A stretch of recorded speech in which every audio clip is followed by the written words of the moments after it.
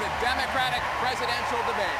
Hi, my name is Melanie Mason. I'm a political reporter with the Los Angeles Times for our 2020 campaign coverage, and I just made it through more than 2.5 hours of the Democratic debate. Kudos to you if you did. Most of the 10 candidates who were on stage looked pretty exhausted by the end of it. So I think the big takeaway was that Elizabeth Warren and Bernie Sanders, who are the two progressive standard bearers of the pack, seemed to really have a non-aggression pact going and stick together. If anything, it was really Warren and Sanders versus the rest of the crew. And so you had really two different visions of how Democrats think they're going to win the 2020 election.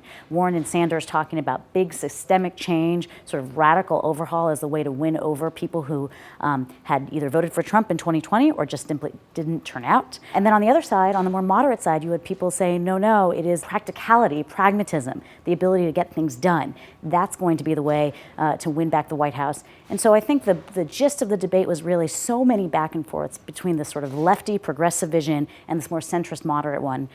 We saw that particularly when it came to healthcare. There was a big extended exchange on healthcare, particularly these visions of Medicare for all who want it, the idea of a public option. And I think what really stood out to me is that it wasn't just a question of healthcare wonky details. It was more a question of sort of moral values, moral virtue signaling in a way. You had all of these candidates saying that their stances on healthcare really were indicative of the righteousness of their positions. We are the Democrats. We are not about trying to take away healthcare from anyone.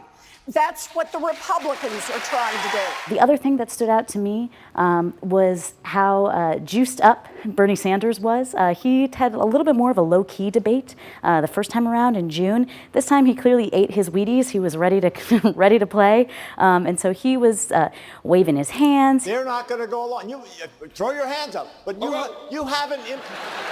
Whoa, I can do it. He was sort of talking in an elevated voice. He had some really quippy zingers. And so I think for Bernie Sanders supporters who were maybe a little concerned that he didn't make much of an impression this time around, that's less of the case now. In fact, we've already seen his campaign out with new swag based on one of his big quotes from the debate when he said, "I wrote the damn bill." Medicare for all is comprehensive. It covers all health care needs for senior citizens. It will finally include dental care, hearing aids, and eyeglasses. But you don't know Second that. of all. You don't know that, Second Bernie. of all. We'll come to you in a second, I do know, Congressman. and I wrote the damn bill. So clearly, Sanders and his team are ready to capitalize on what they saw as a strong debate. You know, some people who stood out to me for not standing out, quite frankly, were some of the younger people on stage, particularly Pete Buttigieg of South Bend, Indiana, and Beto O'Rourke of Texas.